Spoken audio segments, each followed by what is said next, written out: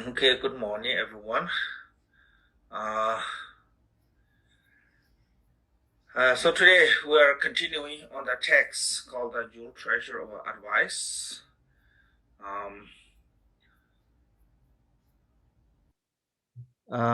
When we're talking about the jewels, this is a jewel is not really talking about the ordinary jewels.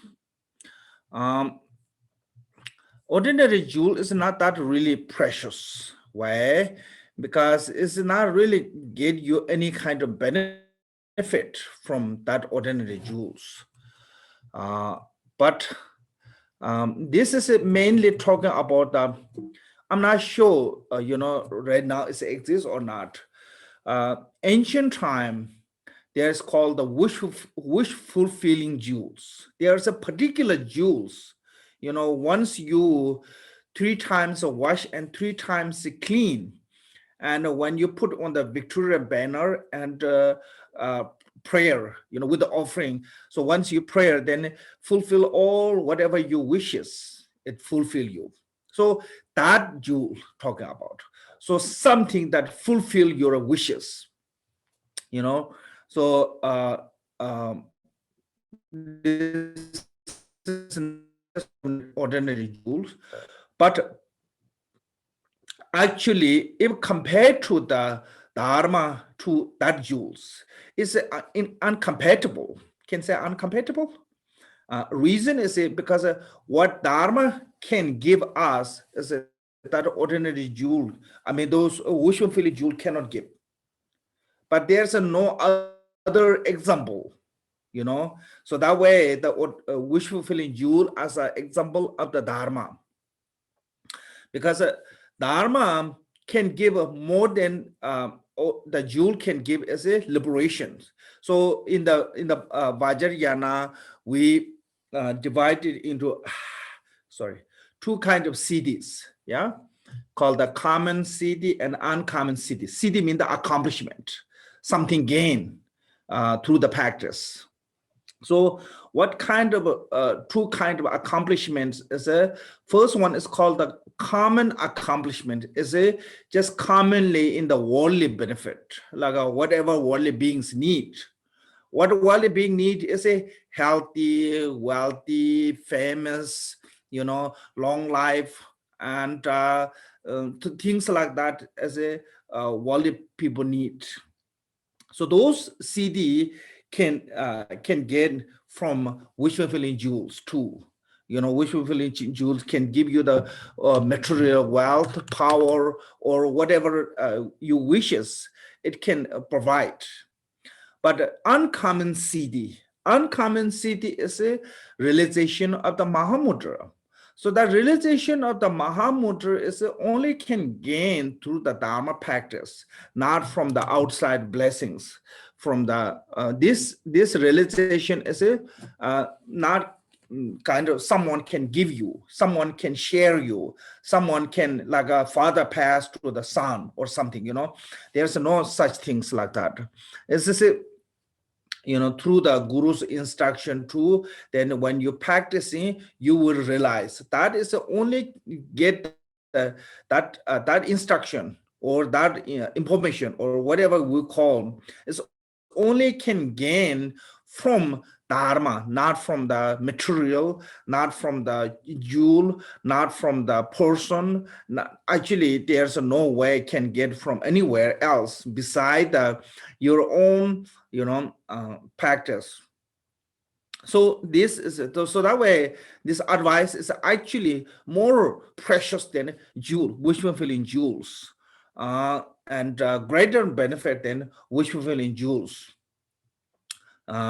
So that is a um,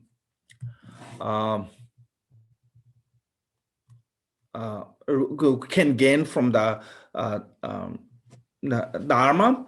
And this Buddha Dharma, is a normally divided into the three kind of baskets, also can say three vehicles called the Hinayana vehicle, Mahayana vehicle, and the Vajrayana vehicles. So these three are the gradually getting more and more profound, can say. because Hinayana vehicle is basically giving teaching on the foundation of all the Buddhist view. So kind of like all the foundation is mainly emphasized. I'm not saying it's a Hinayana is the only foundation. Hinayana have all the path, complete path too. So that way, because Hinayana had the wisdom, long as have the wisdom, there's a complete path. There's nothing lacking, but mainly emphasizing on the foundation, of the main practice. And in the Mahayana, mostly is emphasizing on the, especially Bodhicitta, mind training. Because without the mind training, cannot actually reach to the true wisdom.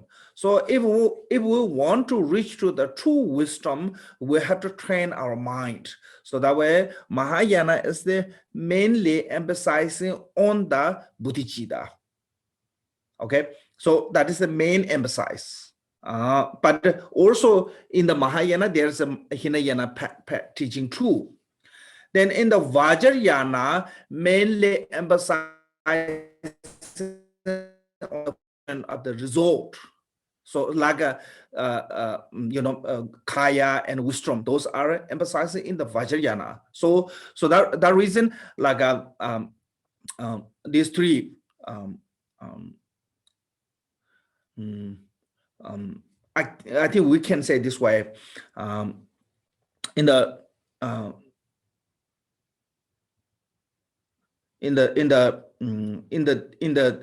Hinayana path, most of time teaching is based on the like a Four Noble Truth, 12 Link of Independent, Eight Noble Path, this kind of a subject that's related to the foundation of the Buddhism. And in the Mahayana is mainly how to generate the mind of enlightenment, which is called the Bodhicitta.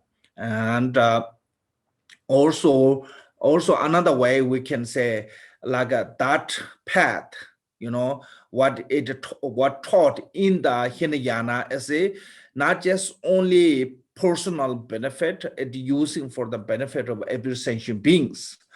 And in the Vajrayana, mostly emphasizing more detail on the wisdom and Kaya, which is not talk that much detail on the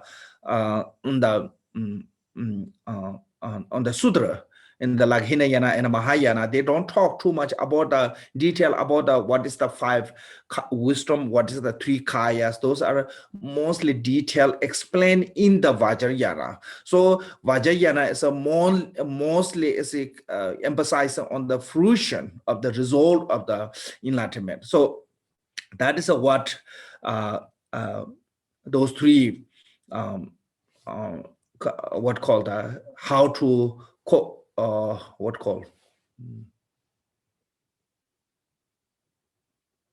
co-elaborate those three. Sometimes people think, oh, Vajrayana and the Mahayana is a totally different. Vajrayana and the Hinayana is a totally different things that Vajrayana can do in the Hinayana cannot do. There, lots of people have a misunderstanding. So, like here, we are now start from here, verse 66. In the 66, you see untimely yogic behavior. This is really important. Untimely yogic behavior is like a butterfly matched against the Garuda.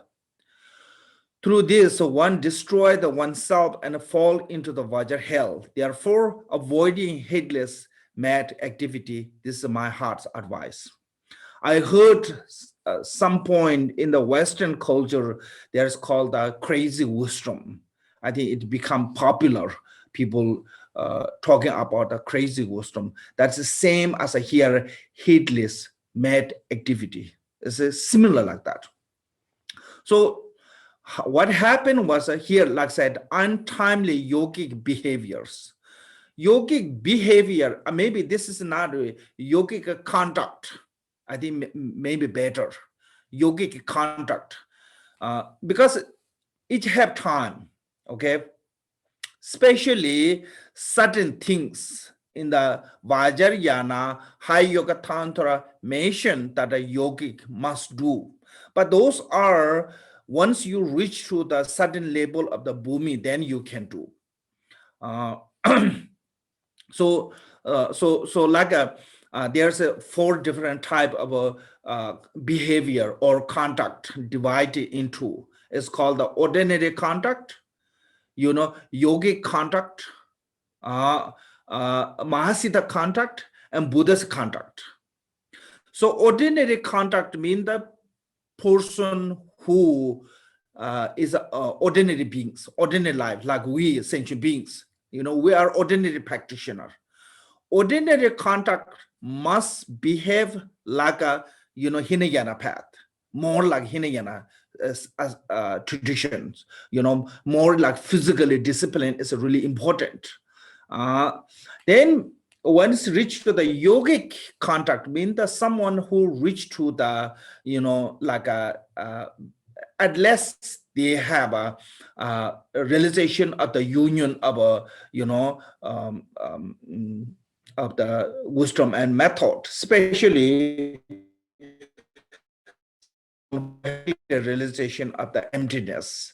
Then those are called the yogic contact. Then they're at the physically or apparently looks a little bit loose. They have a less restrict. But then when you reach to the Mahasiddha, and they are more look like crazy. How they are crazy is like in India, most of those great Mahasiddha, what we have right now, the list, AD Mahasiddha and those Mahasiddha like Naropa, Tiluba, when they see publicly in the anywhere publicly, no one knows they are truly practitioner. So that is how they secretly keep their practice, and that how crazy they look. That's how crazy they behave. But they can behave that one because their mind is 100% trained. Ordinary people cannot behave such things like that because our mind is not yet trained. So this is about the physically behavior is about what kind of state of the mind you are. Right now, whatever we physically behave or physically perform action, mind can follow with that. Mind is totally with that, so we cannot separate the mind. Lots of people saying, oh, most important is the mind. This is not true for us, because whatever our body goes, mind feel that one. Whatever mind feel, body react with that. So those two for us are really difficult to separate one things. So that way, ordinary people cannot behave like a Mahasiddha who have a consort, who have a alcohol involved and those things. So each contact, there's especially this is come from the Vajrayana. So each contact, they have their own timing. If you not follow to the timing, the contact, then you will damage your own vow, you will damage your own karma, or so you created the karma that can cause to the reborn to the lower realm. That reason you have to be careful. So those things, like it's called a headless mad activity, or another way is called the crazy wisdom. Those are I think can say only can do that yogi who have a realization of the one-testness. Okay, this one-testness, sometimes you may think, oh, I have that one-testness because I see samsara and nirvana as not different. That way is not. That is your feeling, that's your understand, that's your you know mm, mm, kind of like a cannot say potent, but some kind of like there is not really you have a realization. So those, so those that reason, I think Bodhisattva or I mean yogi practitioner once reach to the eight or above bhumi, as in the Mahayana tradition, that is what is called the one realization of the one testness. So this is that one testness is even the Bodhisattva first to seven bhumi, they don't have that one. So that way this is a really highly accomplishment. That kind of accomplishment beings, then they can perform certain conduct as a not going to be downfall. Still you can perform the certain conduct. So for them, if you compare to the what is more important to the moral ethic or that contact or the wisdom, then the wisdom is more important. You can damage the moral for that wisdom's sake. And even you damage to the moral ethic, it's not really damaging your moral ethic. So that reason, this contact or behavior have time until you reach to that time. If you try to do this contact because of the sudden realization or sudden experiment, then you will damage. So like for example, Hevaja Tantra, there's one quote said, for the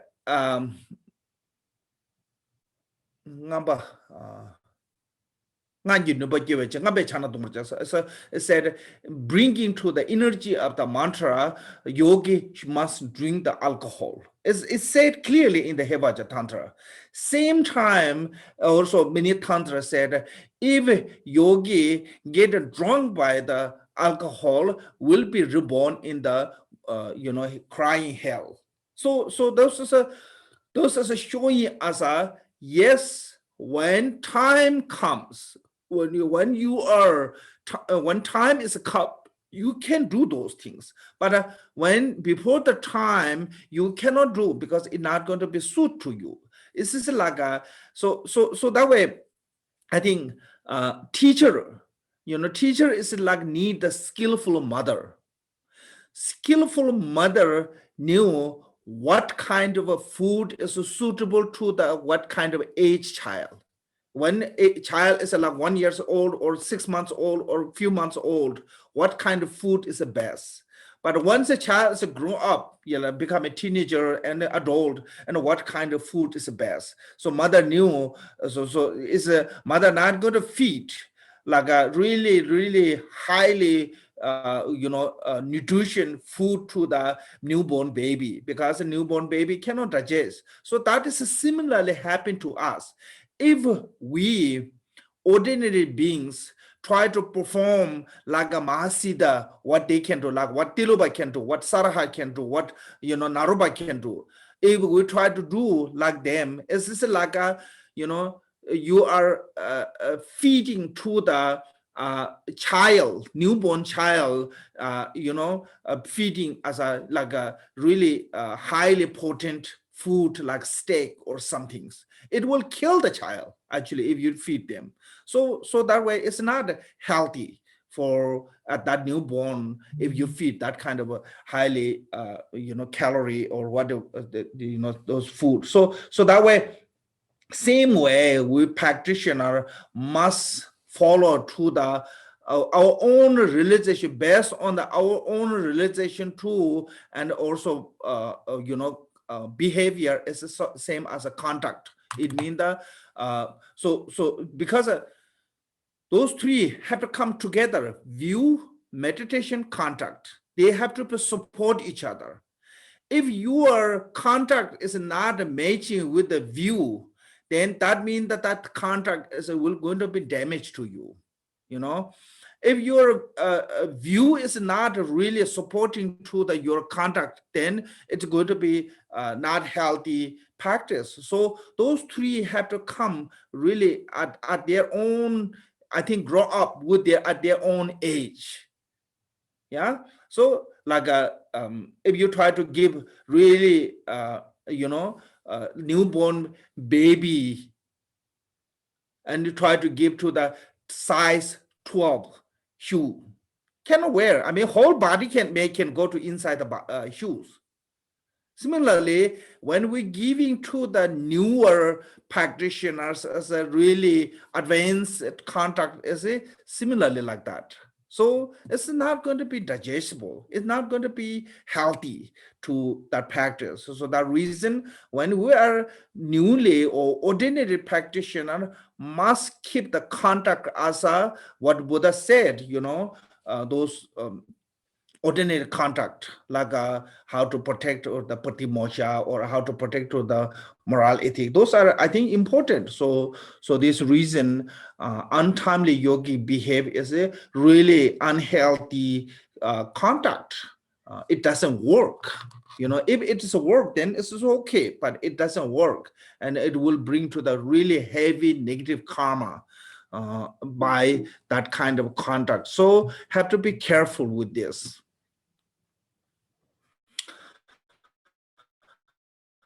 Just avoid the headless mad activities. This is my heart's advice. Now it says 67. All creating mind is like a magician. All the suffering and joy of the samsara and nirvana arise from it.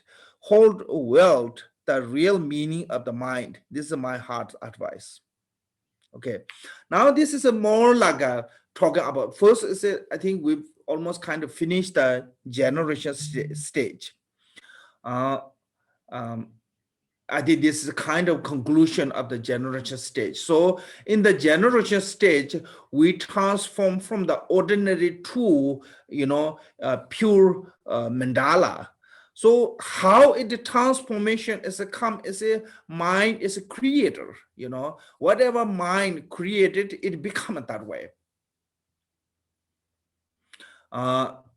So when our mind goes to the negative way, and it becomes a samsara. When mind goes to the positive way, it's become a nirvana. So this is a mind is here. The mind is talking about the something that is a base up. Samsara and nirvana. When recognizing, it's become a nirvana. When not recognizing, it become a samsara. So mind is the kind of like a creator of the everything.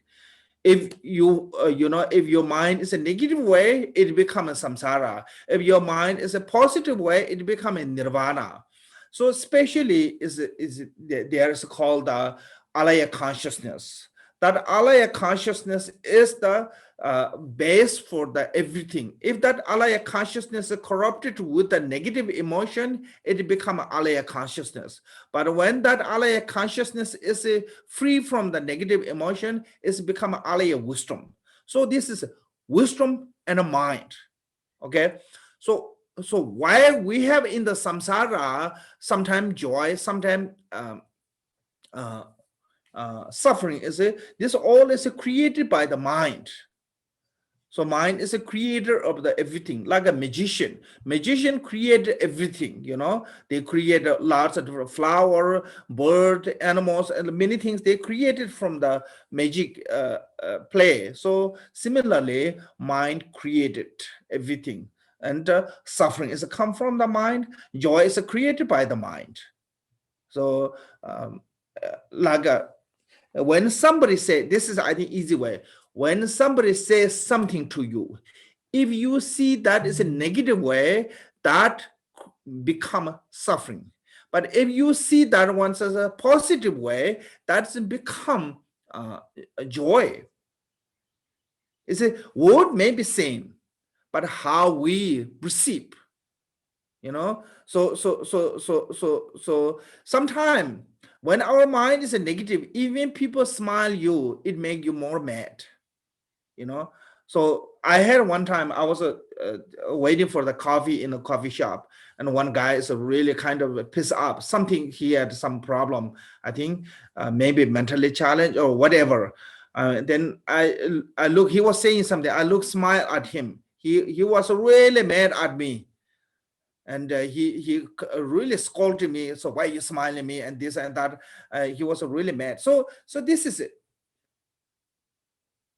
If our mind is a one that with a negative emotion, no matter what say, no matter what happen around us, everything become a negative, and everything give you suffering. You know, even somebody said carrying wood, it make you really mad. But when our mind is a really positive way, even somebody said something kind of like even bad things, it like becoming fun. So it's not going to hurt you. It's not going to make you suffering. It's only give you the joy. So that is a result of that is called the samsara and nirvana. Whatever get to joy is in nirvana. Whatever get to suffering is a samsara. So or we can say this in the samsara, what we experience in the suffering or joy, I can say suffering of joy is a result of the state of the mind. Whatever mind state is, when our mind state of the negative is become a suffering of samsara. When our mind is a positive, is this joy of samsara. I can say this way, I think. So arising from it. So this mind is a creator. Then hold well the real meaning of the mind. Now here, hold well the real meaning of the mind. What is the real meaning of the mind? Real meaning of the mind is talking about true nature of a mind. You know, so now we need to see the true nature of a mind or real mind. So what is the real and what is the not real? Or what is the nature of the mind, or what is the non-nature of the mind? Is whatever emotion arise is make you uncomfortable, you can say that is not that part of the nature of a mind. Whatever emotion arising and give you the joy or comfortable or peaceful, that is the part of the nature. So our every sentient beings, nature is a peace. Nature is a loving kindness. Nature is a compassionate. You know, nature is always be positive. So that way, anyone, any person, you know, when they have a positive thought, like a loving kindness or compassion or altruistic motivation or any kind of that kind of thought comes, they become comfortable, they become relaxed, they become, you know, peace. But any kind of a thought that is related to the negative, you know, like anger, hatred, jealousy, that kind of thought comes, always our body temperature is a rise, our blood pressure is a rise, our, you know, mood is a change, and everything become a negative and uncomfortable, you know, unpleasant. Why? Because of that is not the your true nature of your mind, not the real mind, real meaning of the mind. Really meaning of the mind is the you know, pure one, compassion one, positive one. So we have to find that true meaning and hold that. You know, I have to hold. It means the continue, or it means the, you know, Gyungyong in the Tibetan. This is also Gyungyong means the continuum. We have to find the true meaning of a real meaning of a mind and hold as a continuum on that. Because when we receive the teaching from the guru, we may understand our true nature of a mind, but we couldn't hold it. So that way, slowly, we forget totally. So we have to learn how to hold well it means the be mindfulness, so continuum on that state of the mind. So that how we reach to the nirvana. So lots of time we receive the teaching and slowly completely forgetting and say we didn't practice. What does the practice mean? The continuum on that. Try to live with that continuum. Then it become a part of you. So I think that's talking about here. Now actually completion stage said the completion stage is like the reflection in the mirror. Is it is inexpressible, is free from the elaborations for existence or non-existence. It's a matter of self-awareness. This is my heart's advice.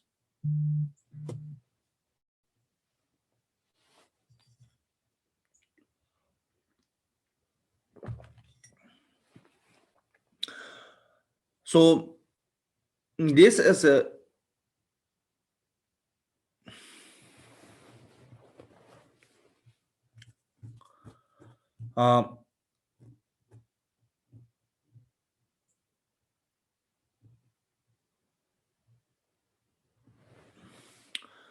so talking about the completion stage of your natural mind, it's like a reflection in the mirror. Reflection in the mirror is there's something appearance within the appearance of that object, but not really exist there. So it's called it is inexpressible. It means that you cannot describe. It's not exist or exists. And it's free from elaborations.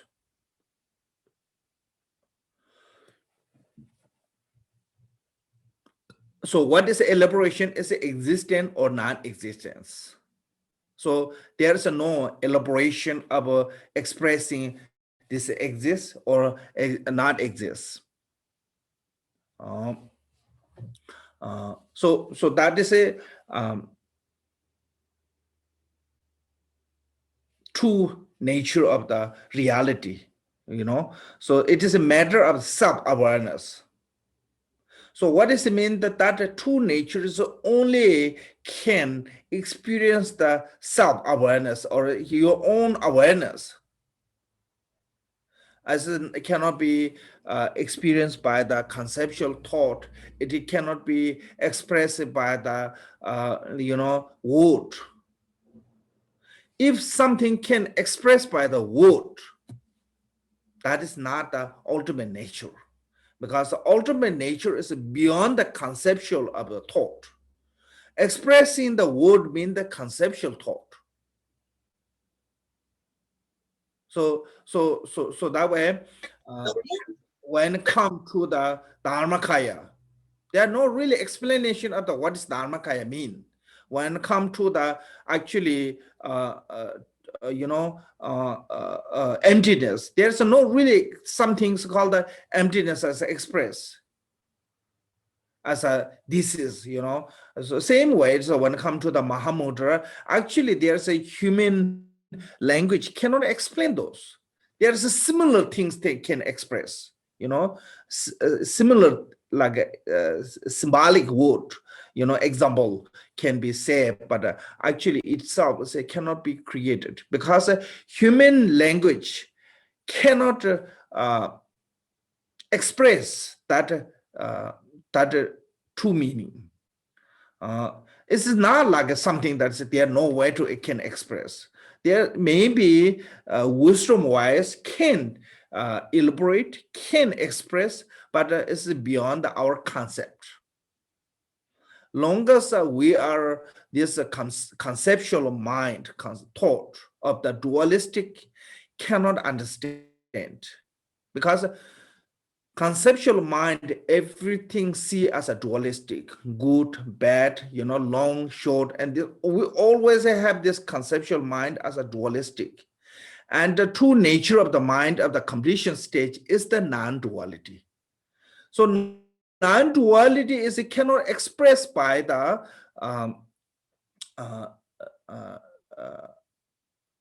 conceptual mind's thought. So that way, like actually nirvana is called the beyond the samsara and nirvana, because long as you keep these two dualistic of samsara, nirvana, there's always a conceptual. So okay, this is good, this is bad, this is pure, this is impure. So that means the conceptual mind can understand. If the ultimate nature is that conceptual mind can understand, then we don't need to realize the ultimate nature, because we already knew the ultimate nature. We already with the ultimate nature. So this is beyond the conceptual, beyond the expressible. If so, that reason that way said completion stage is like a mirror like reflection. So it's an appearance, even those appearance, not a real one. So that is what does a completion stage mean? Only self-aware, only you can experience when you realize that one. No one can show you.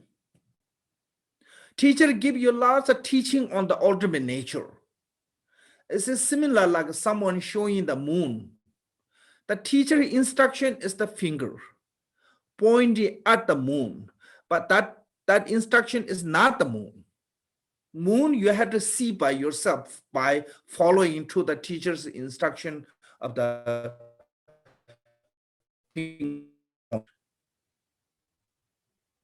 so because there's no word that can explain that the ultimate nature. So same way, there's no way teacher bring to the moon in their hand and show you like this. Only can point. So that reason, actually, there's no really word that can express that true nature. So that way is said inexpressible and free from the elaboration of existent non-existence. So then there's no way to we can understand. Yes, there are way to we can understand this. How we can understand is a self-awareness. So this is from the Theravada to Mahayana Vajrayana. Every time everyone agree with that. Buddha always has said, light your own awareness, light your own lamp.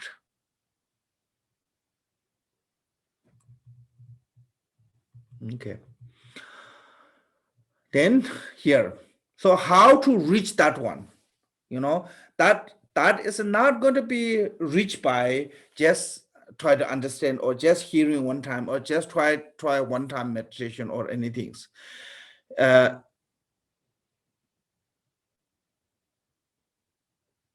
So how to reach there is, I said, this one, keeping to your practice is like enjoying your own wealth. It doesn't come from anyone else. It is spontaneously establishing by yourself. Focus your own attention inward. This is my heart's advice. So no one can give you wisdom, realization, or those are. This is only come from the keeping to your practice. Keeping to your practice means continually practicing. It's in the Tibetan called the Nyamlen Gyungkyongwa. Nyamlen Gyungkyongwa means that whatever you learn from the guru, until it's accomplished completely, you have to continue.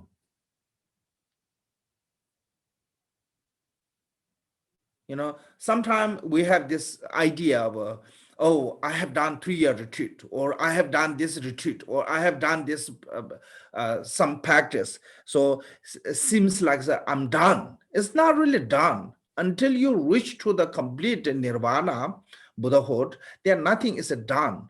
Have to continue, have to continue that practice. Without the continuing, something I've done for like a few times or a little while or a few years, it's not good enough. So I have to be keeping, continue. So that is called the path. Like when you follow into the path, until you reach to the your destination, you have to keep going on that path. If you give up middle of the middle of the path somewhere, then you will never reach there. So that is a practice mean like that. So that was a keeping to your practice. Keeping to your practice mean that, yeah, like keeping, continuing. I think that's I'm not sure this is the correct word or not. Continuum. Continue of your practice is like enjoy your own wealth. So that means that when you have your own wealth, you don't need to rely on someone. You don't need to go to someone to ask. You don't need to go to someone to permission. You need to, so you don't need anyone's permission, or you don't have to wait anyone to give you. So you can enjoy whenever you need. I think this is also talking about that when you have a when you practicing, that is your, when you understood or you experience is not necessarily your, because it is only short time there. It's just like a borrow or rented object. You will use a few days, you will use a short period of time, but sooner or later you have to return them. It's the same as you're forgetting by that wisdom, which is come from hearing or contemplate. But wisdom, which is come from you by practicing, is your own wisdom. When you receive the teaching from the guru, it's not your own wisdom. It's a guru's wisdom. When you experience, that is also not really truly your wisdom, because it's temporary. So what is your own, you really own, is that experience meant come from the practice. So that is really your own. Otherwise, everything is what we receive from other is not our own. So that way, continuing of the practice is like your own wealth. So you have the fully authority to use wherever you want. And it will continue.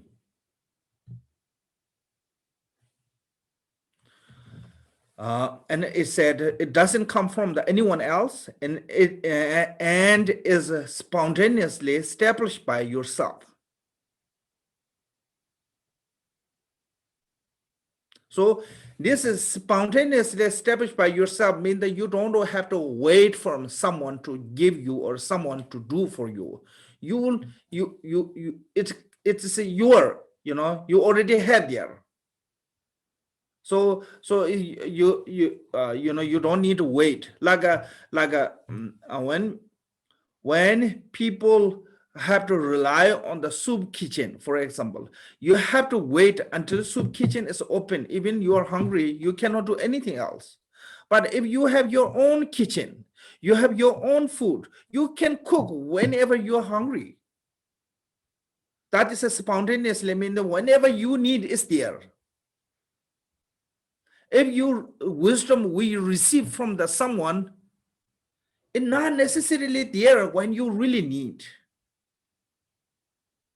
Lots of time we learn something from somewhere, and but the day when we really want to use, we forget.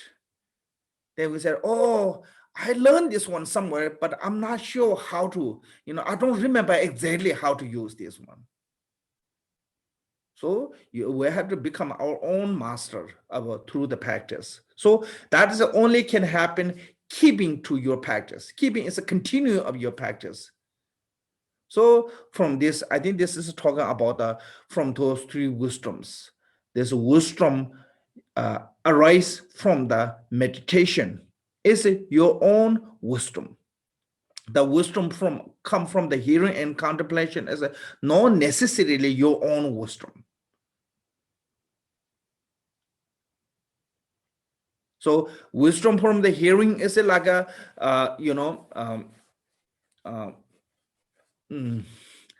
rental car. Wisdom from the, experiment is a like a test, your test driving car. And wisdom from the realization is your own car. So if you have your own car, you can drive anytime you need. So that reason, this one is a keeping is a key point. Keeping to your practice. So most important is, I think, in the Dharma, keeping, continuing is important. Then you will get your own awareness. It doesn't come from anywhere else. It's spontaneously established by yourself. So this is spontaneously established. Is not talking about that just naturally come to you. Okay. Is it spontaneously established mean that you don't need to search from the outside? You already have that. That's your skill. Like when you learn how to drive car, it's not your knowledge. So you don't have that spontaneous. You have to follow into the instruction. But once you become a good driver, then you don't need to be anyone to tell you what to do. It comes spontaneously, everything. So that's what it means, the spontaneously established. Okay, this is not talking about I don't know, I mean, English, what does it really mean, you can hear, but this is talking about something you already have, so you don't need to search from somewhere. Focus your own attention inward.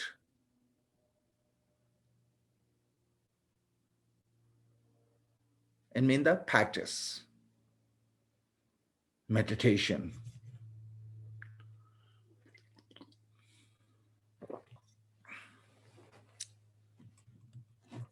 This is my heart's advice. Okay, now actually practice come. Mahamudra. So what is the Mahamudra? So Maha means the great.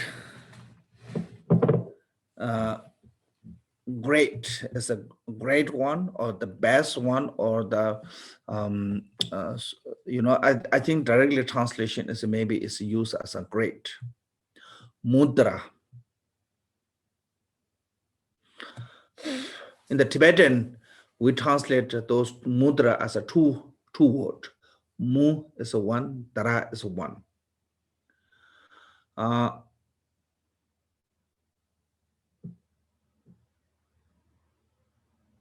Here describes a mu as a emptiness.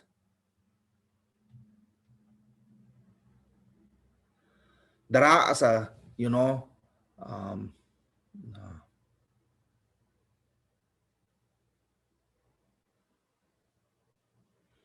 as a that no one is beyond that seal of emptiness. So that is where chak as a the true meaning of suchness of emptiness in the Tibetan chak kya as a seal of nothing is a beyond that concept. So all the phenomena are empty by nature, can say empty by nature, or ultimate nature as a that is what is a chak, is a emptiness, and kya means that there's in the samsara or nirvana any phenomena as a not out of that. Like when king have a seal, all the citizens are under the seal, so under that law, under the seal. So similarly, all phenomena are under this emptiness. There's a no greater than that. There's a no, someone say, can say,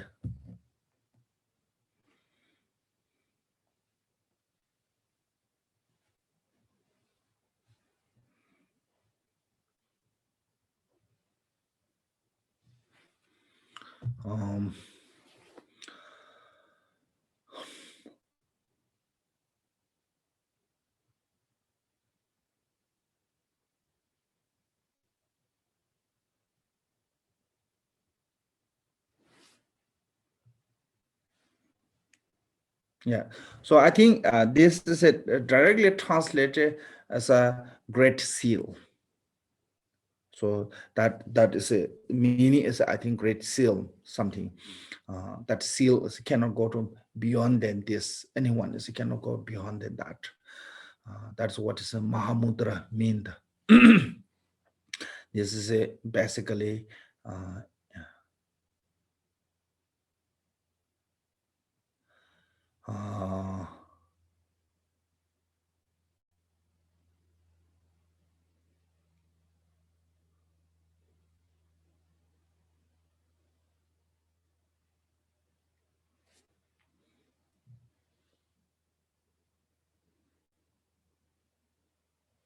okay.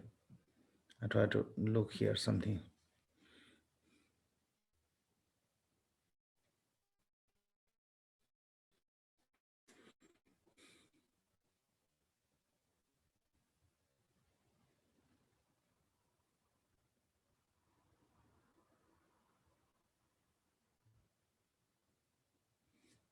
Okay. I think that's Mahamudra, and this Mahamudra in the as a I think last week I mentioned actually as a there's a called the Drupa Pema Gabo, one of the Tibetan Gaji master. He said Mahamudra is a experience of the Tumu meditation. Tumu meditation is actually called as a symbolic wisdom. That symbolic wisdom of a union of the bliss and the emptiness, and you will experience something. That experience is a name as a Mahamudra, that realization. So, but also in the many, I think, including the Kambobas, the Mahamudra teachings, they divide it into the Mahamudra itself as a three different type of Mahamudras called the ground Mahamudra, path Mahamudra, and resulted Mahamudra. So ground Mahamudra is talking about the nature of our mind, like Uttara Tantra talk about the Buddha nature, Tathagata Garbha. So that nature is with the totally complete pure and with the naturally with the enlightened qualities. So that way this Buddha nature of mind itself is the base or ground Mahamudra. And within itself, also that one is a Mahamudra. This ground Mahamudra itself also divided into the four yoga. One test, 1 point, free from elaboration, one test, and non-meditation, as it alone described as a ground Mahamudra. Then actually path Mahamudra. Then at the path Mahamudra is you will see later also here. We divide it into two: Kamabhidya meditation and Vipassana meditation. That is a true way to practicing the actually path Mahamudra, which is we have to practice, and that one is divided into the four yogas. First yoga is called the first yoga of the Mahamudra is called the one-pointed. The one-pointed yoga is a mainly practice of the Kamabhidya meditation. Common meditation with the supported by the vipassana. Without the support of the vipassana, common alone cannot reach to the free-from elaborations, the second stage. So the common with the supported by the vipassana. So this means the common supported by the emptiness and the compassion. With the wisdom. So that is what called the Ziji in the Tibetan. Ziji, it means the one-pointed. Mainly is a kamabaiting. Through this too, then you reach to the free from elaborations.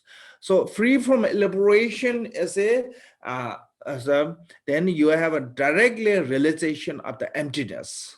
Or in the Mahamudra is called the directly realization of the nature of a mind. That is what is mean the free from elaborations. Then from there too, when you practicing of the two union of the pause meditation, equipoise meditation of the, so when you reach to the called the one-testness. One-testness is there's a no differential, you know. So in the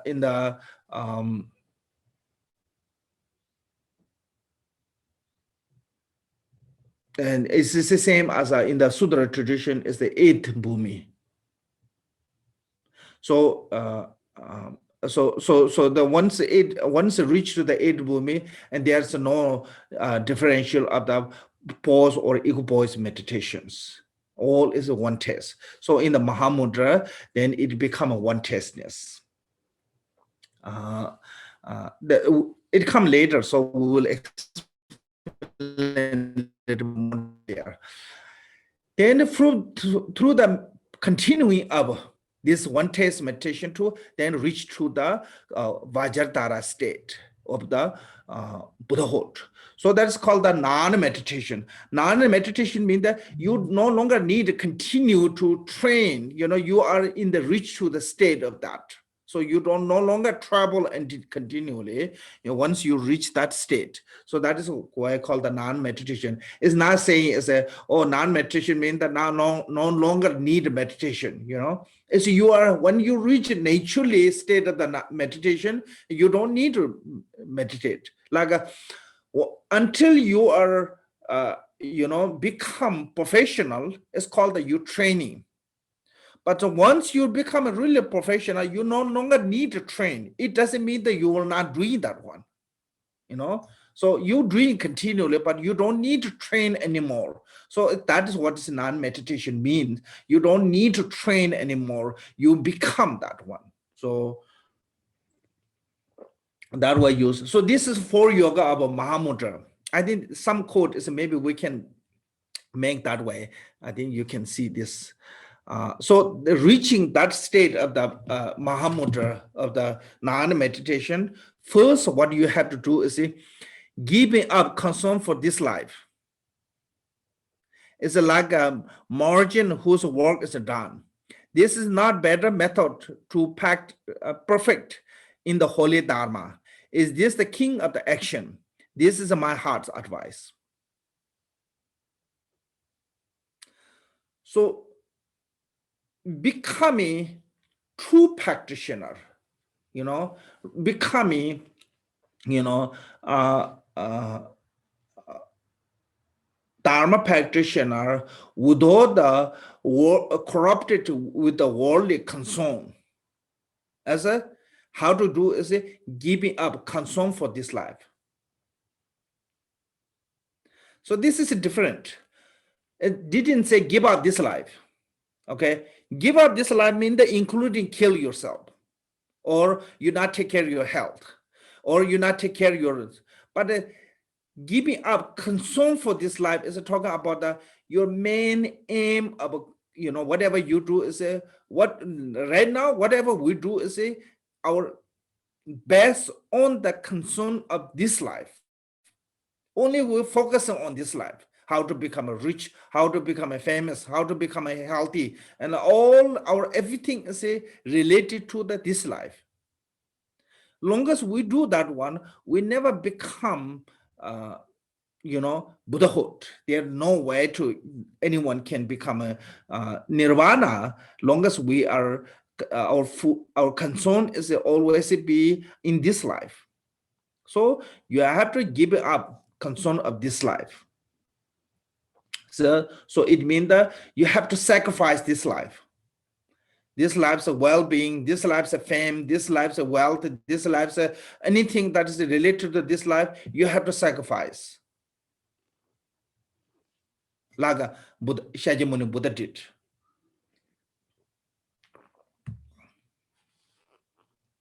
So this like a merchant whose work is done.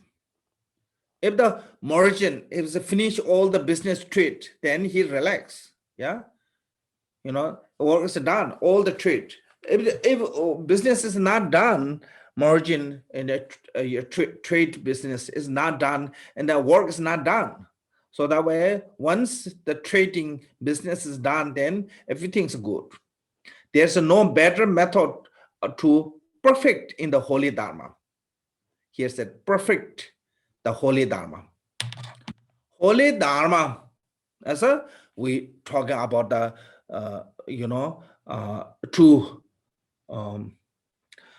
can say holy Dharma as a Four Noble Truth.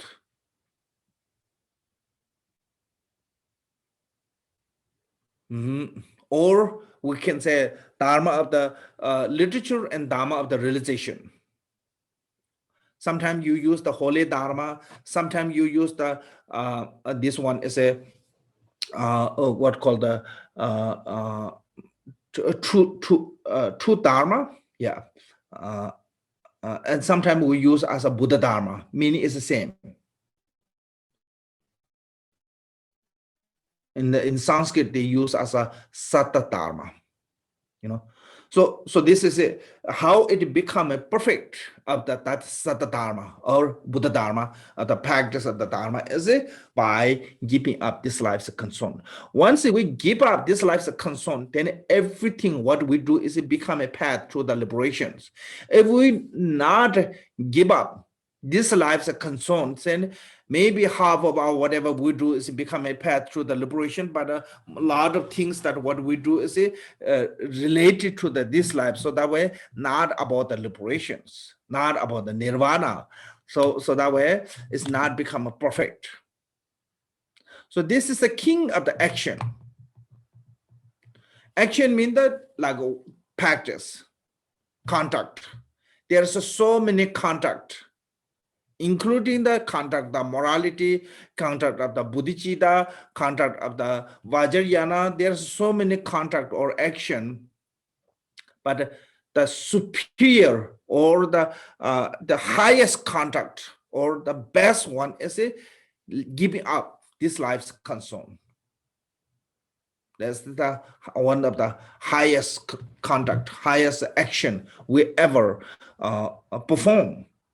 According to the Dharma. So that way, this is my hard advice. So what here saying is if we want to become a true practitioner, don't put this life as the most important.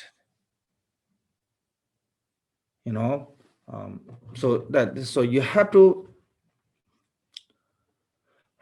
It doesn't mean saying is don't work, don't eat, don't sleep, don't protect your own body health. Those are not talking about.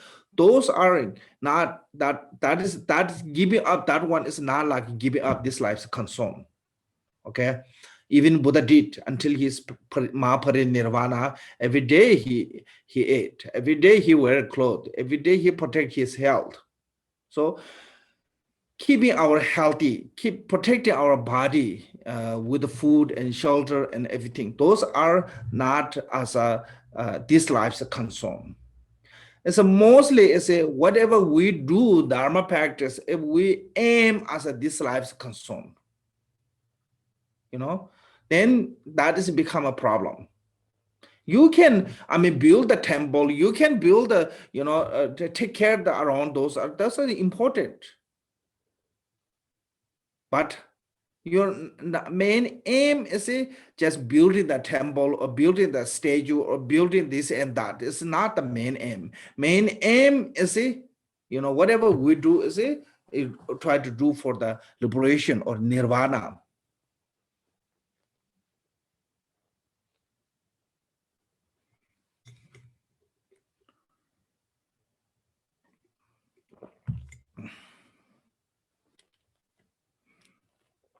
Then whatever we put the action is become a part of that support of that path. That is the king of the contract. So this is the supreme contract. This is my heart's advice. Now here on the how to then once you give up this life's concern, now what should we do? Okay, give up this life's concern, then just go to sleep, or give up this life's concern as just die, or give up this life's concern as or not take care of yourself, become like madman. No, that way. Now, once you give up this life concern, you become really busy now. You have to keep it up all those. So what is keep it up? Say, calm abiding is like a lamp unmoved by the wind. Although the six objects and clearly present, they are free from the being grasped by the mind. Don't allow awareness to sink. This is my heart's advice. So why we need to meditate on the calm abiding? Calm abiding. Calm abiding is a mind is a training to become a flexible. Okay, mind can become flexible that wherever you want can stay there. Whatever you want to think, think that way. Right now, our mind is not really flexible.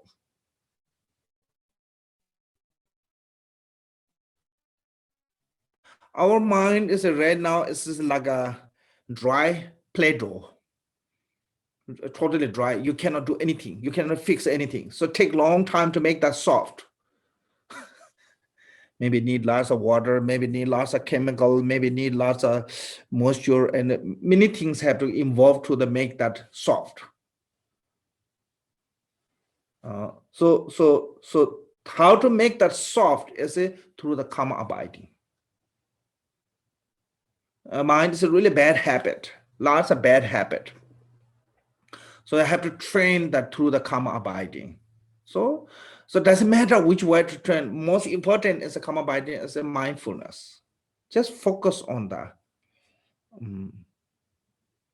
Any kind of particular object, whatever easy for you. Some people it's easy to concentrate on the breath. Some people easy to concentrate on the mantra or syllable. Some people easy to concentrate on the image or Buddha or statue or something. Some people easy to concentrate on the object, some kind of flower, animal, or some things, So each individual have their own way to easy, whatever familiar for us every day. So by using that easiest way to how to concentrate and train your mind. So some things, sometimes some method maybe not so easy for some people. Like when old men come to see, old man met with the Nagarjuna tried to make him to meditate Nagarjuna's body. He couldn't meditate. And Nagarjuna asked him what happened. And he said, every time I try to think about you, only I can see is a buffalo. Why? Because that old man have a habit of seeing buffalo for a long time. He was a buffalo caretaker. So he was with the buffalo every day. So that way his eyes most familiar is a buffalo. So Nagarjuna said, okay, then no problem. You just meditate on the buffalo. So things like that, whatever I think comfortable for us, whatever easy way we can concentrate, long as that object is a positive object. So because a positive object brings to the positive emotion. If you concentrate on the negative object, and bring to the negative emotion. That negative emotion is a distraction. So you have to avoiding those objects, because those objects that bring us to negative emotion is we are really familiar. How it become really familiar is because we have a training of that many eons. We train how to attach on those objects, which bring us to attachment, hatred, jealousy, angry, that kind of emotions. So because of our training of the many lifetime, it's easy to come. So we have to calm mind from those emotions, anger, hatred, jealousy. So there's a many method. I mean, you can look in the Shanti, there was a Vaya Bodhisattva contract. I mentioned that last time also. How to train your mind to the calm abide. Say, whatever emotion comes, use the antidote of that emotion. If you have a jealousy, use a pride. If you have a pride, use a jealousy. Actually, it reduces. Even that is a negative, but it reduces other one. So also another famous method in the many, Sudra mentioned, when you have a attachment, meditate on the unattractive object. Normally it's used as an ugliness. When you have a hatred, then try to think about the attractive object, like something beautiful, something likable. When you have an ignorance, then try to concentrate on the try to know the deeper of the phenomena. So this is a method to how to bring to the mind to the calm from that kind of distraction emotions. So once we have this calmness of the mind, it becomes stable. It's called the Xinjiang Tibetan. Xinjiang means the kind of flexible. Mind is become a flexible. Once it become a mind is flexible, it's like it said, lamb unmoved by the wind. So how to protect the lamb not moved by the wind is put the protection like glass or something. Even the whole area is really windy. If the lamb is secured by the glasses, it will be there without the move. So that is what it means. The mind doesn't matter what happened, not distracted by those sound, smell, taste, form, any kind of object come there and not distracted mind. So, so this is like a, similarly, there's one empty house, big empty house, have a many windows, and inside there's keep one monkey. If the monkey is not tied with a rope, it will show all the windows. Sometimes show this window. Wherever direction of the window have a noisy monkey will show that direction. And in the same way, wherever we have this distraction of the ear sound, mind is shown through the ear window. Whatever we have a distraction of the smell, mind is shown through the nose window. When we have a distraction of the form, mind is shown through the eye window. So our minds are really busy with those distraction of appearance. So that way it's like windy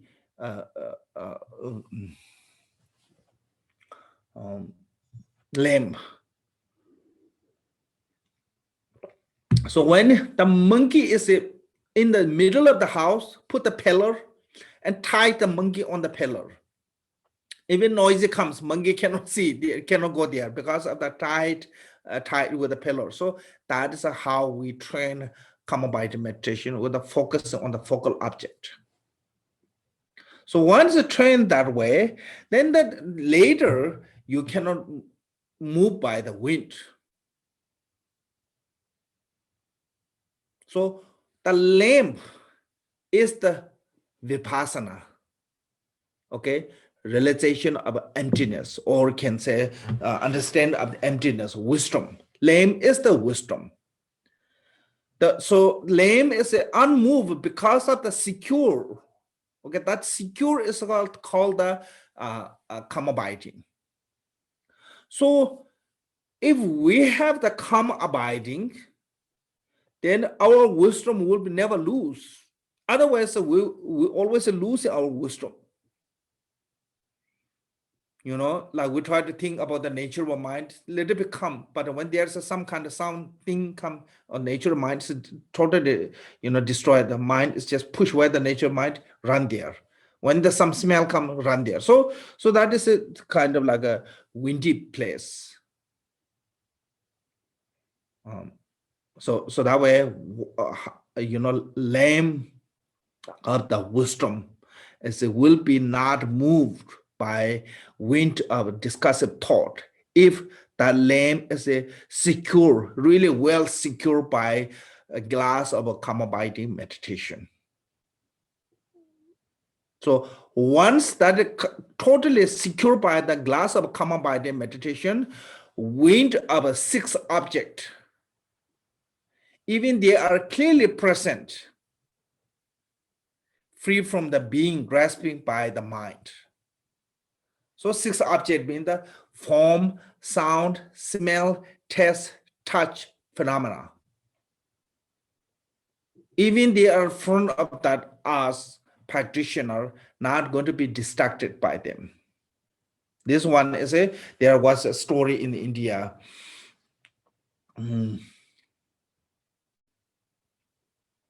One yogi, really highly practitioner yogi, invited by the one king. The king is really devoted to this yogi, so he invited the yogi to the palace. On the roadside, king arranged a really beautiful welcome band ceremony, like with many people playing music, then arrange lots of welcoming ceremony with the flowers, music, and lots of beautiful things are at the roadside, of the both sides of the road. Then yogi walked through the road, and when yogi reached to the palace, king asked, how was the welcome ceremony? And yogi said, what are you talking about? I haven't seen anything. Then king said, that is impossible. I arranged beautiful welcome ceremony with music and with those beautiful flowers and all those like attractive object. And yogi said, once your mind is concentrated on the something, you will see nothing else. I will show you. So he said, okay, you order one of your servant to carrying the oil full of a jar on his head. And you have to tell him that if you drop down one drop of oil from the jar, he will execute it. I mean, that he will kill. So the sword, that person who is the executor, is holding the sword next to that man. When one drop of the oil drop, immediately cut off his head. So then king ordered to all the dance performer dance around this man. But because of that man doesn't want to lose his head, so he was fully concentrated on his oil, make sure not lose one drop. So because of that concentrate, he haven't seen any of those dance performers. So after that, then king removed the oil from the man's head and asked, how was those dance and the song? He said, I haven't seen anything. So that yogi show up. When you train your mind, no matter what object come around, it's not going to distract you. So that way here, when your mind is trained with a calm abiding, and those all six objects can be present in front of you clearly, but cannot be grasping on them. So that way I said, don't allow awareness to sink. Awareness is talking about the wisdom. It's a lamp. Sing means the lamb is destroyed by the wind. So we have the awareness, we have that nature of a mind, but our nature of a mind of awareness is sing in the mud of discursive thought. Discursive thought is happen because our mind is not trained with a karma abiding. So this one is can say mainly talking about the yogic of one-pointed from the four yoga of the Mahamudra. Yoga of the one-pointed of the Mahamudra is mainly emphasizing on the karma abiding meditation. So don't allow awareness to be sing. This is my hard advice. So awareness as a wisdom, sinking into the mud of the discursive thought. So how can protect that is make sure not sink on the discursive thought of the mud is by well secure by protect karma abiding meditation.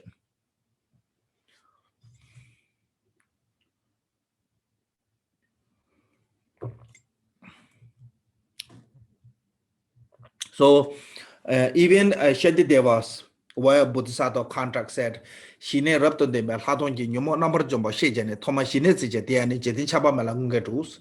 What it is said is by Vipassana, supported by the great karma abiding, all that eliminate the defilement.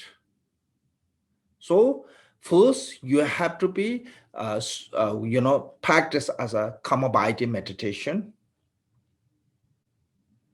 That karma abiding meditation will, accomplishing or will,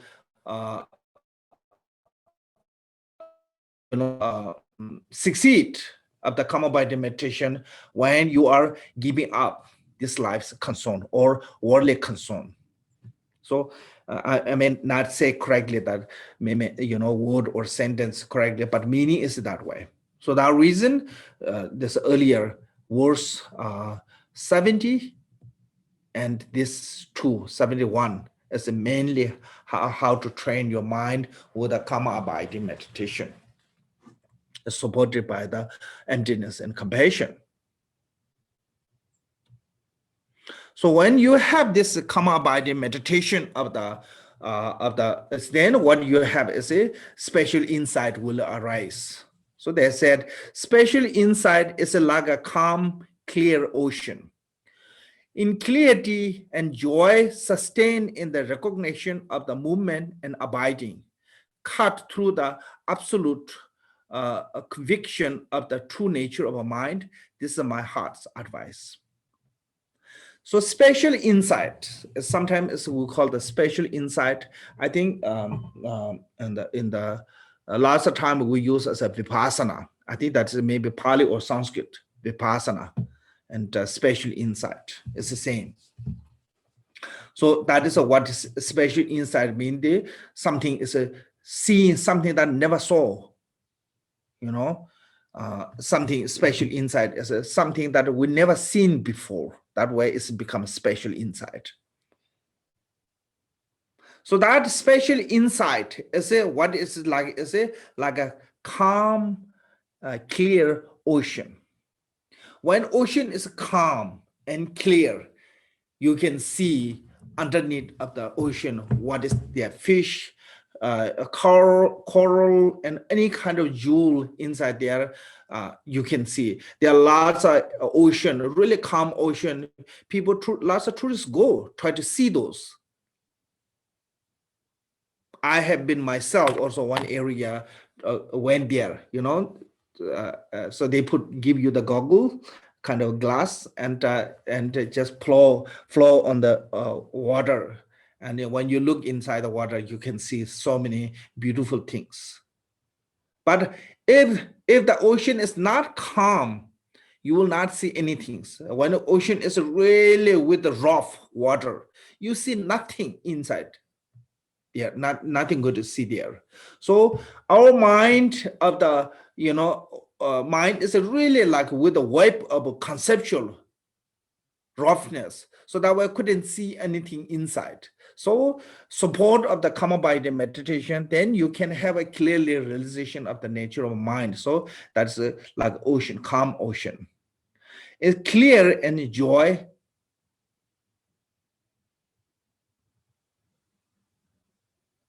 Clarity and joy sustain recognition of the movement and abiding.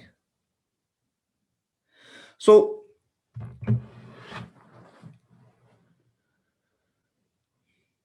what is a sustaining? Sustain means that it's the same as a continuing. You know, what we have to continue is a recognition of that mind.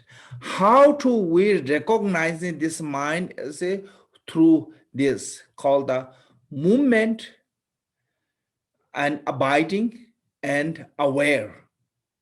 Nengu Riksum. So Nemba mean the abide, Yua mean the movement, Rikba mean the aware. So you have to examine on those three.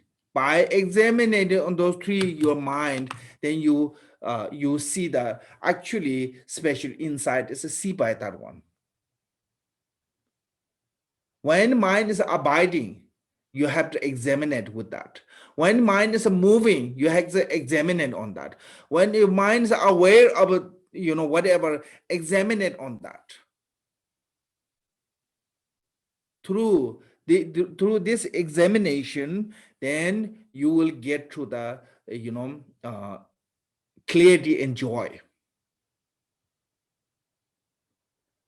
So clarity and joy of that feeling is come from the sustaining of the recognition of the movement and abiding. So we have to recognize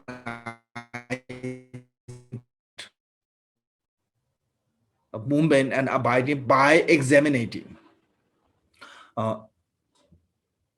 That is only a way to can see the true nature of mind.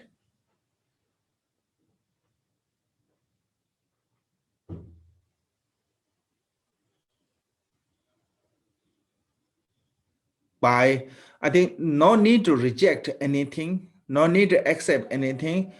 Whatever you have a thought or whatever mind is state or state of the mind, examine it on that itself. Then you will get this, clarity and joy. Clarity and joy is the result of that.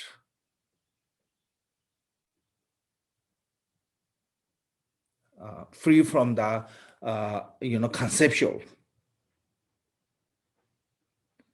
So this is we use as in the Sutra tradition called the path of the joy. Bhumi joy, Bhumi of the supreme joy, or something called the first Bhumi. The name of the Bhumi is I think supreme joy or something. Why I get the joy is because the first time seeing the true nature. By the seeing the true nature, you will get the joy. So that is how I get joy is by clear about free from the discursive thought. So once it free from the discursive thought and see clarity and joy, then so that is have to sustain continually on the recognition of the movement and abiding. So that is what is mean the cut through. Cut through is a examination of the mind. By examining when is abiding, examine it. When is moving, examine it. When is aware, examine it. So when you examine it, that is called the cut through. I mean that try to find the really true nature. That's called the absolute conviction. So when you find that true nature of the mind, that is what is absolute conviction of the true nature of a mind. This is my heart's advice. So this absolute conviction of the true nature of mind is only can realizing through this examination of the mind with the three called the movement, abiding, and aware. Neju Drikung.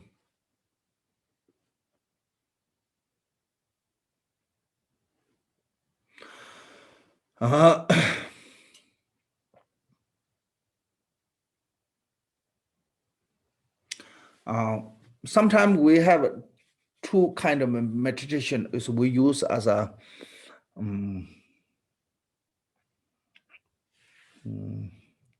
analytical meditation and stabilized meditation. Stabilized meditation is basically is like a Mahamudra teachings, concept, kind of stabilizing on the nature of mind. But truth is stabilized meditation need the analytical, like this examination of the cutting through. Is here said cutting through. Examination of the mind, movement mind, or abiding mind, or aware mind is actually analytical. So even you are a stabilized meditation, you need analytical meditation too. Same things, analytical meditations, also you need the stabilized meditation. So those are not totally separated, but how to mainly focusing on that. So I think also analytical meditation is most of the time they examine it on the outer phenomena, like a house, car, tree, those examine it on those phenomena. Then later that whatever you get the answer from that examination and apply your mind to and become that state of. So then stabilized meditation is directly examining your own mind. So this is, I think, talk about.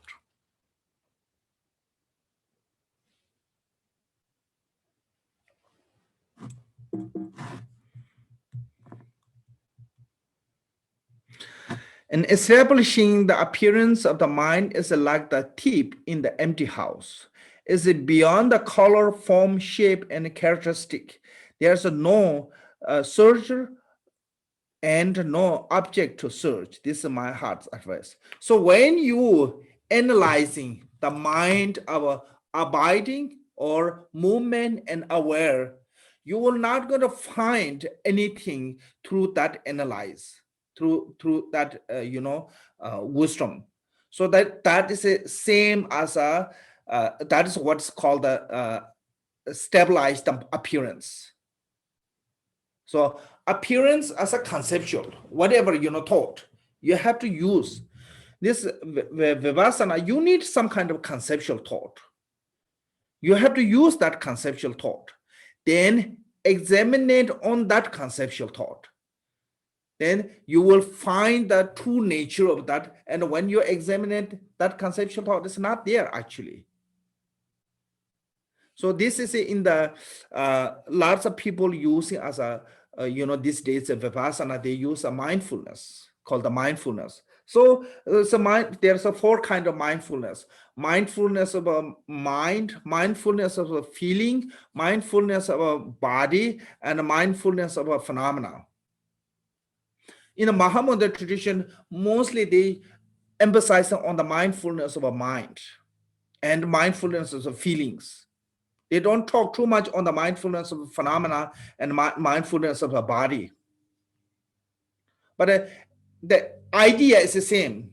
If you concentrate on the mind, try to find the actual mind itself. That is what the mindfulness means. What is the characteristic of the mind? What is the color of the mind? What is the shape of the mind? Where is the mind is? Then also the mind is a past one is the mind or future one is the mind, and is there middle? There's a between those two thoughts. Is there a middle one or not? Basically, one roughly we divide it into three: past, present, future. But if you try to settle, even the present is not there, only past and future. So since there's no really truly present, you're not going to find the mind itself. So this is a kind of way to examine your own mind with the mindfulness meditation.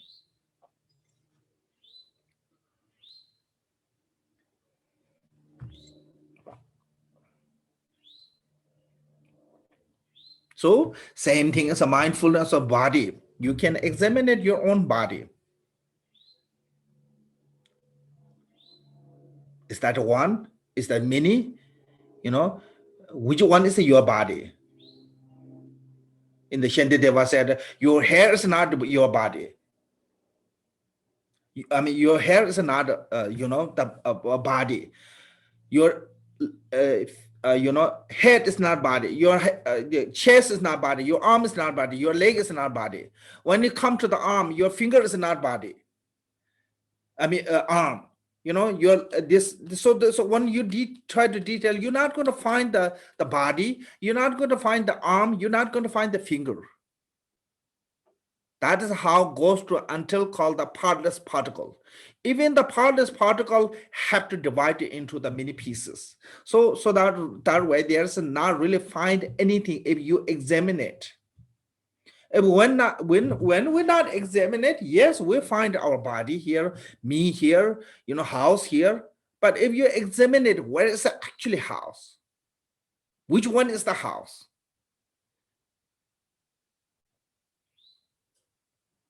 So you're not going to find anything. Your body, your mind, your house. And it also feeling. You just examine it, whatever feeling you have, make that really strong. Whatever feeling really strong first, and examine it on that feeling. Where is that feeling? Inside, outside? That feeling come from that person or from me? And so when you examine it, that one, that feeling, whatever, makes stronger. Okay, first make stronger. Then examine it on that. Once we really examine it, and establishing appearance of the mind is like the thief in the empty house. So you're not going to find anything. There's nothing to find. Not because you're not finding something, there is. There's nothing to find. This is like a simple way to say is the Nagarjuna and Asanga, they examine it as a car. Car is there, but if you try to find, you're not going to find any car on any kind of pieces. Your body is true. If you make all those bodies pieces put separately, and you try to find where's the body, you're not going to find the body. Collectively, you call the body, but it's not really the body. So that is how examinative. That's what it means. The establishing the appearance of the mind is like the thief in the empty house. So if thieves goes to the empty house, they are nothing to find. So one day Milareва got a thief in the nighttime. One night, somebody tried to come to rob the Milareва. So Milareва was laughing. Said, I cannot find anything daytime. How you can find night? Because Milareва, truly, they are nothing to find. So thief, he was laughing and left. So similarly, when we really examine our thought, mind, phenomena, anything, not going to find anything. So it's just like empty house. Thief goes in the empty house. Why? Because the phenomena are beyond the color, shape, form, shape, and characteristic. There's no search or no object to search. Searcher and search, there's no. That is what it means, the seeing the free from elaboration, beyond the conceptual. That is it. Those two are, he can say, the path of the second path of the yogic path of the free from elaboration. So then that is what is seen the true nature of its mind. Then 74. Mind and conceptual thought are like water and ice. They have a way been inseparable, yet cannot be said to be one things two or true. This is my heart's advice. This is called the one-testness. Yogi of the one-testness.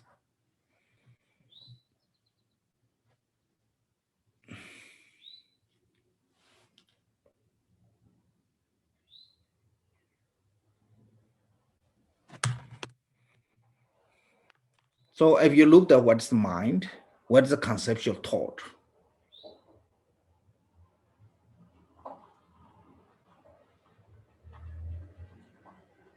Is this like a water in ice or water in a wave? Wave is not different than water. Water is not separate than wave. Because of the different condition, water become a wave. Same way, water is not different than ice. Ice is not different than water. Because of the temperature different, that way, sometimes it becomes some water, sometimes become ice. So this one is called the non-duality.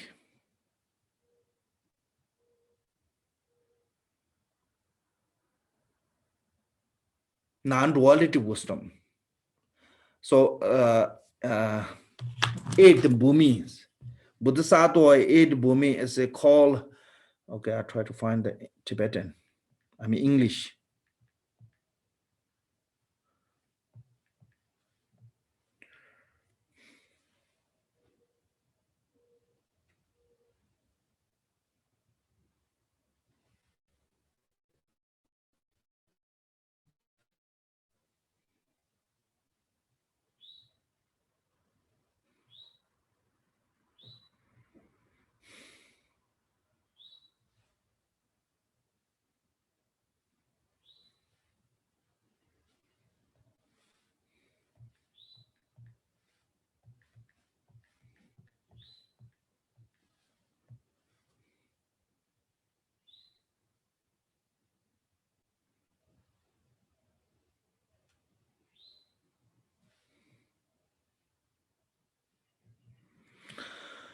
Oh, maybe I will look at the Julaman because I cannot find the English name of the eight bhumi. Sorry, my poor English and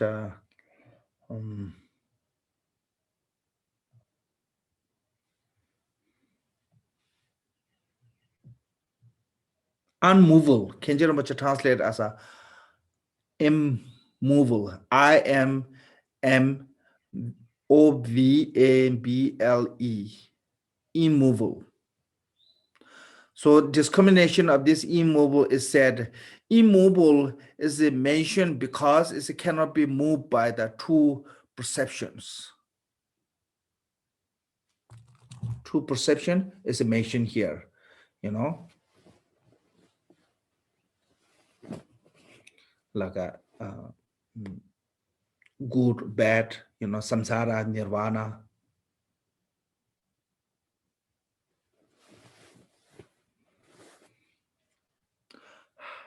Some people cannot tolerate anything, but still they have confidence of this samsara and nirvana as one.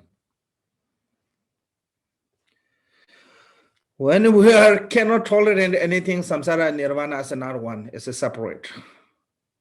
The day it become equanimity, truly equanimity, they are no differential, self and other. You know, there's no true duality. When there's no really truly no duality, then it's become like a, you know, samsara and nirvana as no separate. So this one is not become not separated. It said mind and conceptual thought are like water and ice. They have always been inseparable. The nature is always be inseparable, but mind is corrupted. Because of the corrupted, we have a conceptual thought. good, bad, like, dislike, you, me, this kind of dualistic and conceptual thought. That is called the adventures defilement. Adventures, I think maybe I'm not saying correct pronunciation. If someone can help me for that. Show me the word. If I can show the word, then I don't need you to help me. So adventures of defilement. Khenpo is advantageous. Advantageous, yes, thank you, Kevin. Advantageous defilement mean something temporary there. That temporarily creating the dualistic conceptual. So when they realizing there is a known differential of the samsara and nirvana, is that they remove this conceptual. So why is it what say, Kevin? Advantageous? How to say? Advantageous. Advantageous. Why is called advantageous? Because it's a temporary development. Why? Because the naturally is not with part of that nature. So that reason said that they have always been inseparable. Our nature is always be one-testness, but because of this defilement, we couldn't see that one. Okay, so that reason why we use as advantageous, advantageous, the word, is because that is showing us that this is not really truly is part. Yes. Yet cannot be said to be one thing or two. So why is it cannot said to be one thing or two? One or two, because there is no way to describe this one. Ice and water, you see the two different, but they are not totally separated. You cannot say they are one, because for the dualistic mind, we see two things. Non-duality, there's no differential. So why is it can call the cannot say to be one or two? Why? Because if you say one or two, put in the number, title, character, or label, that's always be dualistic. That's always be conceptual. So true nature is beyond the expressible. So that way earlier, remember on the one verse. What's what that?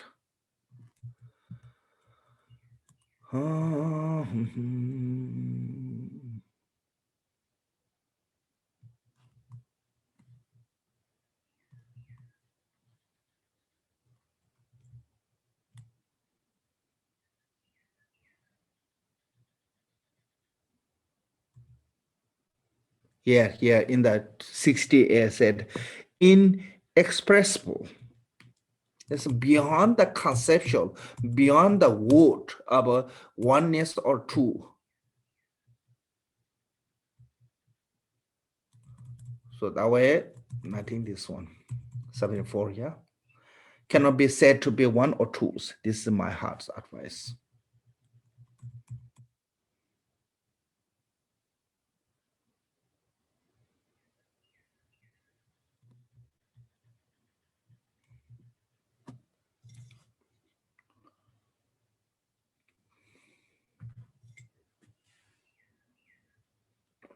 Okay, I think we'll stop here. This become a little bit, can say too much. And advantages implying to the fleeting of the temporary. Yeah, this is so that way it's called the temporary. Okay. Khenpo, Yes. do you mean adventitious? Yes. I think something like that. Yes, I think so. Yes. ADVENTITIOUS. Happening or carried on according to chance rather than design or inherent nature. Is that it? This is it. It's basically it's talking about the something temporary. Yeah. Okay. So adventitious is like a stain on the consciousness, for Some- example. Something just Yes. temporary. Yeah, she's right. Okay. Advantageous is more beneficial. Yeah. You Thank want you, things, Beth. you want things to be advantageous. Okay. Thank you, Khenpo. Okay. Thank you.